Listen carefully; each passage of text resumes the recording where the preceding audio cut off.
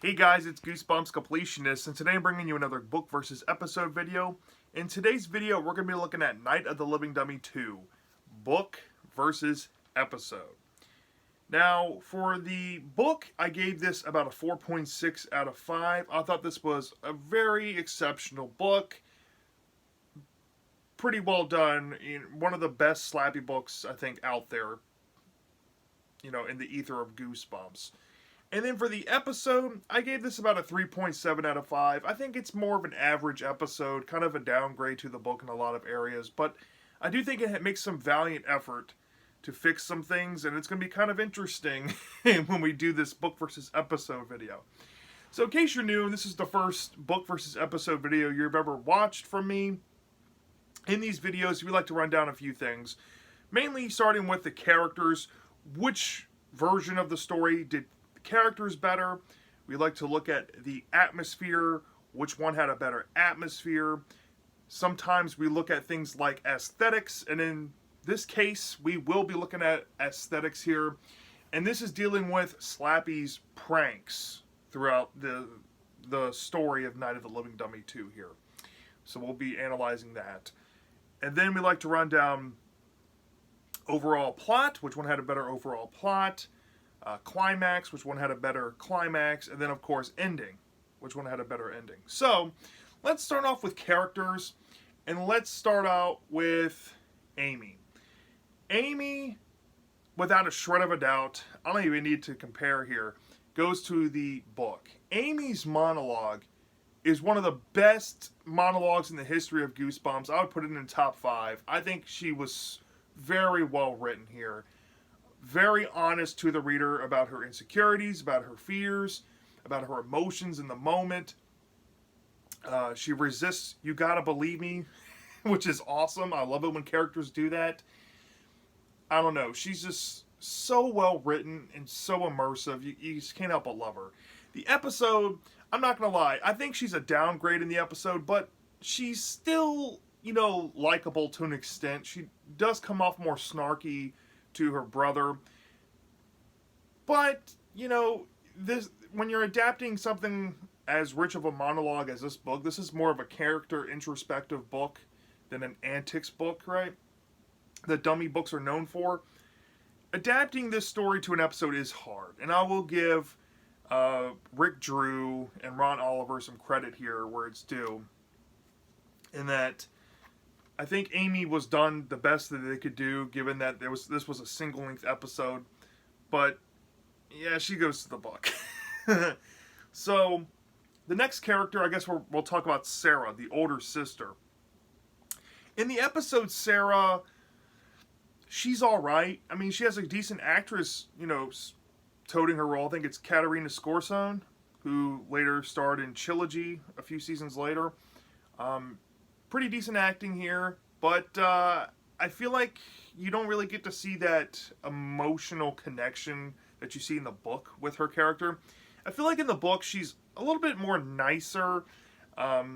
She and Amy do have a more, I guess, relatable relationship that comes off less toxic than the episode in some areas. But what really sells me with Sarah's character is near the end of the book, when her and Amy have this heart-to-heart. It just really sells me on both of their characters tenfold. So Sarah gets the edge to the book here. Now Jed, I think that's his name, is the brother of the story. In the book, Jed is so annoying. Not really something I would be all the way upset with, because by the end you do learn something that Jed might have been a part of, and Jed is a bit better here near the end. So I can let a lot slide with Jed in the book. But the episode, I think he's a genuine improvement. I think he's less annoying. I think he's done a little more creatively with, the liberties of the changing of the script here with his character, especially dealing with the stuff that he does with the camera. He has more actual talents to this family talent show thing they do every Thursday night, like the book highlighted. So for Jed, I'm going to give the edge to the episode. Now, the parents, the mommy and the dad, I'm going to kind of lump them here. I guess they're kind of even.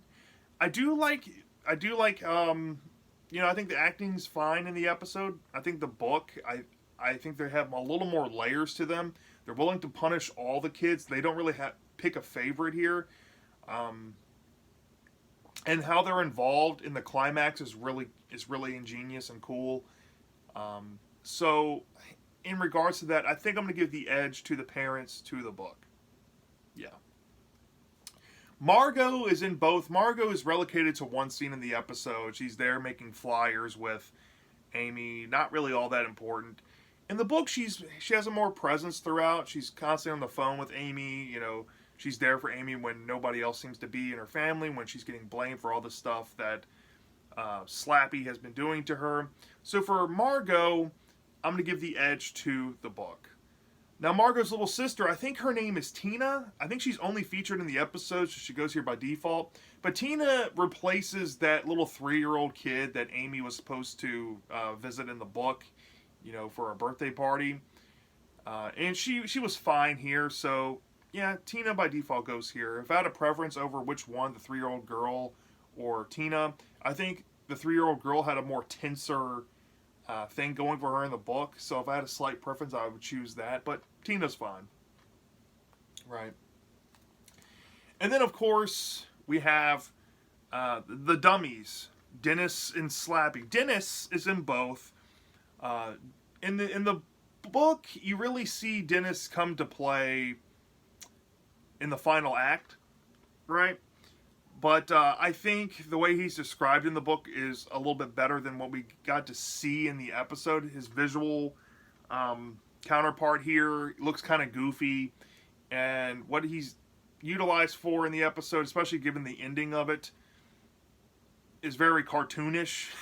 If I had a preference, I kind of would tie them, honestly. I can't really decide which one I like more for Dennis, so yeah, there's that. And then the last character, Slappy, right? Slappy in the episode, he looks like this cover here. I mean, this is the very first episode Slappy was ever in the show. He looks creepy. It was very well done. The ADR and his lips don't match in this episode as well as some other ones I've noticed. I feel like they had some kinks to work out with the puppeteering and stuff in this episode. I think they tried. Ron Oliver really did try with this. And I give huge props to the puppeteer involved with Slappy here. Slappy was great. I mean, his performance was awesome, iconic. Not as iconic as some other episodes in the show, if I'm being honest. As controversial as some episodes like Bride can be, or, how fleshed out his character can be in two-parters like Night of the Living Dummy 3. I feel like Slappy's kind of at a disadvantage in this episode, but he was still great regardless.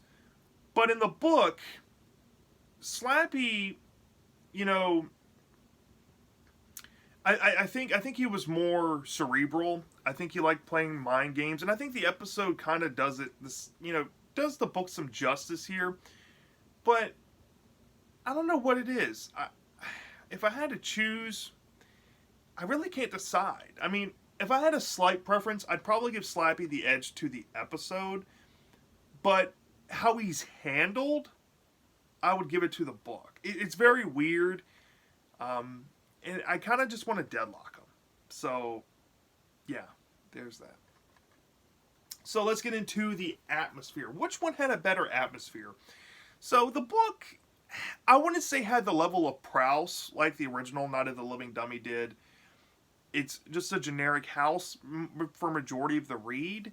Like I said, this book is very different from the original book. This is like a character introspective from the start of it to the end of it. And it's a whole different experience when we're talking dummy books. This is more of an antique-filled story, so when the atmosphere comes, you get a sense of the house. The room, it still feels kind of stock. There's not really big setting changes like the book. There are some in the book. In the episode, she goes outside to throw Slappy down the sewer like the book, and, they're kind of tied, so if I had a preference for atmosphere, I really don't. They're just kind of tied. Yeah. Now, for aesthetics, we're going to talk about the pranks Slappy did throughout the story. In the book, y'all, he literally spent most of his focus sabotaging Sarah and her paintings or her room. And it got really repetitive and annoying, and that's probably one of the biggest negatives I have against the book. As in the episode, Slappy does change up some things. Instead of just doing paintings in Sarah's room, he tries to break the father's guitar, and there's something else that he tries to do differently. So, when it comes to aesthetics, I'm going to give it to the episode. I think the episode really shook it up a little bit and made it a little more entertaining when it came to, getting to the obvious points of the story when Slappy's, given antics, right? So, the episode wins out there.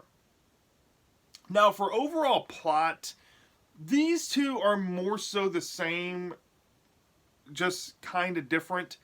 In the book, it essentially, has more backstory in the beginning, talking about how Amy acquired Slappy, leading up to that, giving more backstory about how Dennis was falling apart, and she gets Slappy, and, she finds the card and reads it, and then, you find out that there's a prank done by her brother, and then these other things start happening where, the dummy starts to come to life, and it's saying stuff that offends her family, and she tries to use him for a birthday party, and the kid gets scared, and she can't really use him at the birthday party. She has to lock him in her closet, because she has this idea that Slappy's going in her sister's room and defiling her paintings and stuff, and painting the wall and trying to frame her and stuff. And yeah, that's essentially the plot. And then, but how it ends up near the end, there's like a 6-page climax and ending. But it really tries to build that character introspective. As in the episode, it's more streamlined. I think it cuts out a lot of the filler the book had. I think this book had a little one too many paint sabotages. Here, I think the plot's more streamlined. I think it has,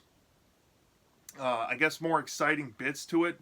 But the problem is like the pace of the plot is really rushed through. It's barreling through story. You don't get near as developed characters as you do the book, especially with Amy. And I feel like the episode is a give and take with plot. So if I had a preference for overall plot, I would give it to the book, only because Amy is more rich in her monologue and everything. And like I said, it's one of the best monologues ever written in Goosebumps. And it's such a refreshing dummy book. Even if you start from the beginning and you read through all of them, I'm sure that this is one of the more refreshing ones, just because of how different it probably feels from the rest of them. So, yeah, Dummy 2 the plot goes here. Now, for Climax, this one I can see people going either way with. The climax is a bit different. In the book, it's literally, the climax and the ending, I kid you not, is 6 pages. It's very speed ran through.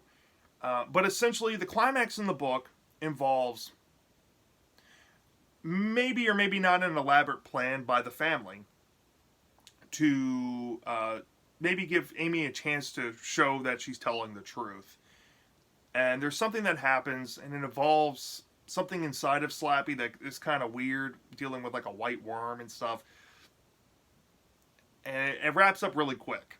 The episode, comes off more sudden and comes off more manic and frantic.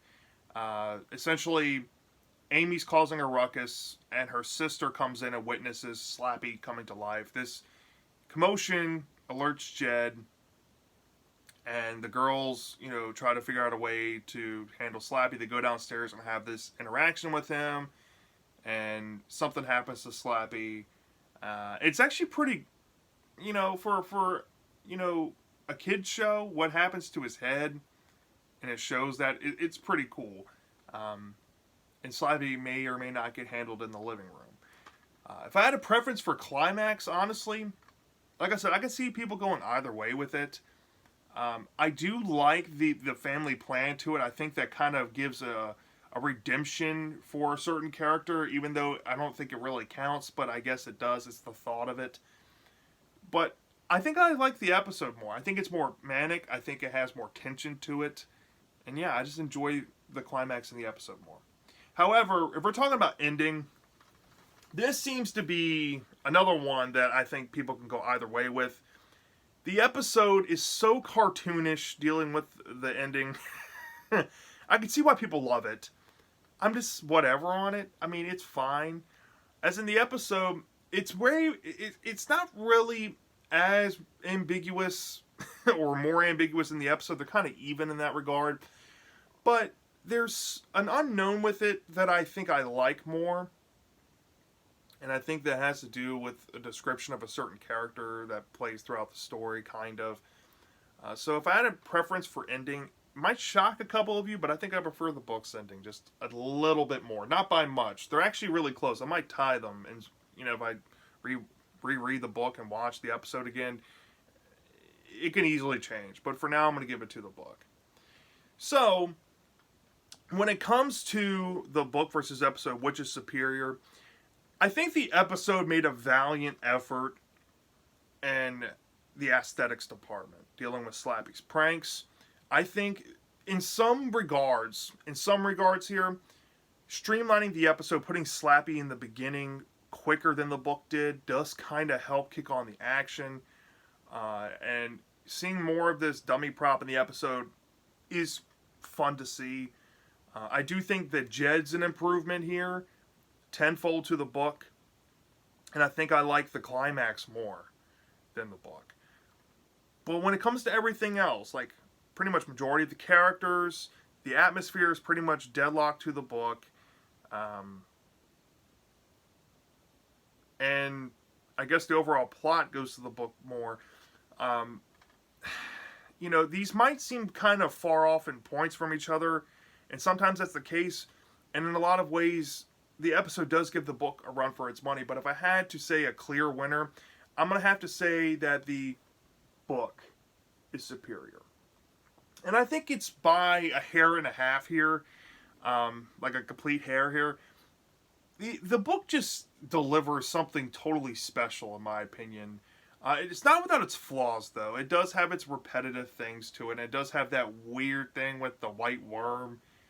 But other than that, this is like a really exceptional book. And the episode just comes off more average. It kind of lives in the shadow of the book in some ways. It tries to honor the book as best as possible. But it just doesn't do it. So yeah, that's my thoughts on Night of the Living Dummy 2.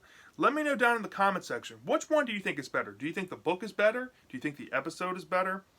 I'm dying to know. And I'll see you next time.